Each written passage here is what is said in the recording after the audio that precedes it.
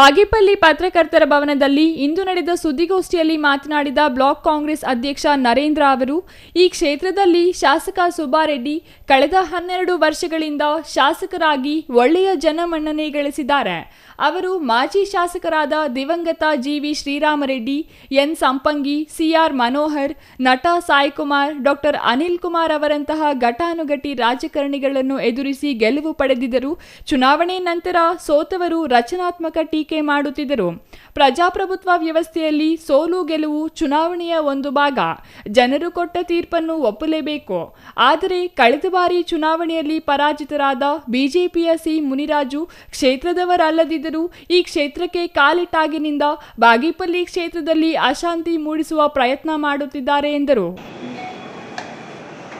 ಅದೇ ಒಂದು ಪ್ರಶ್ನೆಯನ್ನು ಇಟ್ಕೊಂಡು ಇಡಿ ಅವರು ದಾಳಿ ಮಾಡುವಂತ ಸಂದರ್ಭದಲ್ಲಿ ಒಂದು ನಕಲಿ ಭಾವಚಿತ್ರಗಳು ಸನ್ಮಾನ್ಯ ಸುಬ್ಬಾರೆಡ್ಡಿ ಅವರು ವಿದೇಶದಲ್ಲಿ ಹಣ ಹೂಡಿರುವಂತ ಇದನ್ನೆಲ್ಲ ಸಂಶಯ ಪಟ್ಟು, ಯಾಕಂದ್ರೆ ಸುಬ್ಬಾರೆಡ್ಡಿ ಅವರು ನಿಮಗೂ ಗೊತ್ತಿರುತ್ತೆ, ಅವರು ಒಬ್ಬ ಸಾಮಾನ್ಯ ರೈತರ ಮಗನಾಗಿ ಬಾಗೇಪಲ್ಲಿ ಕ್ಷೇತ್ರದ ಒಂದು ಚಿಂತಾಲಪಲ್ಲಿ ಗ್ರಾಮದಲ್ಲಿ ಹುಟ್ಟಿರುತ್ತಾರೆ.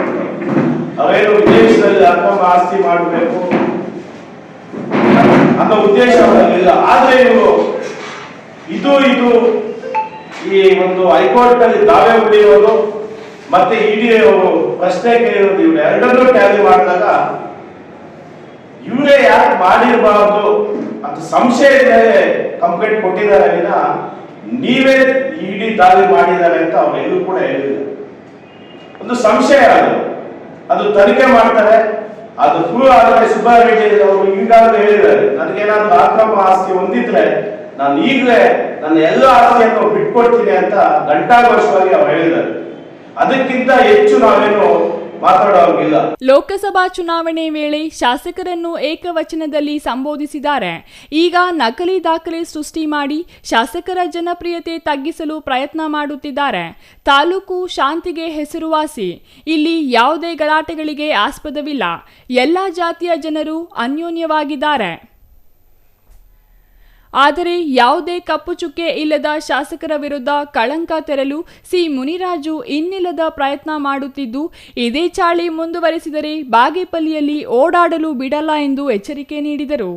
ದರಖಾಸ್ತು ಸಮಿತಿ ಸದಸ್ಯ ಬೂರಗಮಡಗು ನರಸಿಂಹಪ್ಪ ಮಾತನಾಡಿ, ಬಿಜೆಪಿ ಮುನಿರಾಜು ಇಡೀ ರಾಜ್ಯದಲ್ಲಿಯೇ ಸಜ್ಜನ ಶಾಸಕ ಎಂದು ಹೆಸರು ಪಡೆದಿರುವ ಸುಬ್ಬಾರೆಡ್ಡಿ ವಿರುದ್ಧ ಪಿತೂರಿ ನಡೆಸುತ್ತಿದ್ದು, ಸುಳ್ಳು ಆರೋಪಗಳನ್ನು ಮಾಡಿ ಸತ್ಯ ಎಂದು ನಿರೂಪಿಸುವ ಪ್ರಯತ್ನ ಮಾಡುತ್ತಿದ್ದಾರೆ.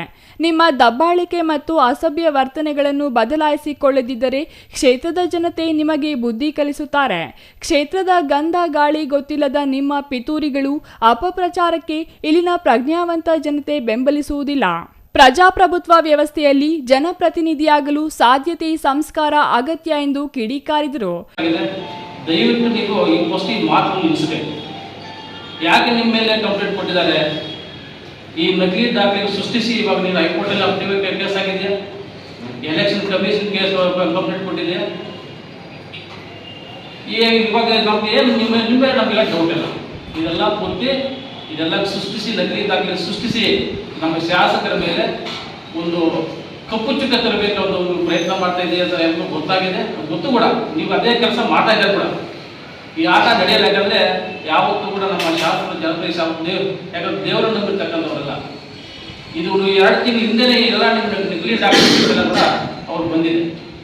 ಅವ್ರ ಸ್ನೇಹಿತರೆಲ್ಲ ಕಲಿಸಿದ್ದಾರೆ. ಅವ್ರು ಕಲಿಸಿರೋದು ನೀವೇ. ಇದೆಲ್ಲ ಗೊತ್ತಾಗಿದೆ ಆಲ್ರೆಡಿ. ಇದು ಮುಂದೆ ಬರೋ ತನಿಖೆಯಲ್ಲಿ ಗೊತ್ತಾಗ್ತದೆ.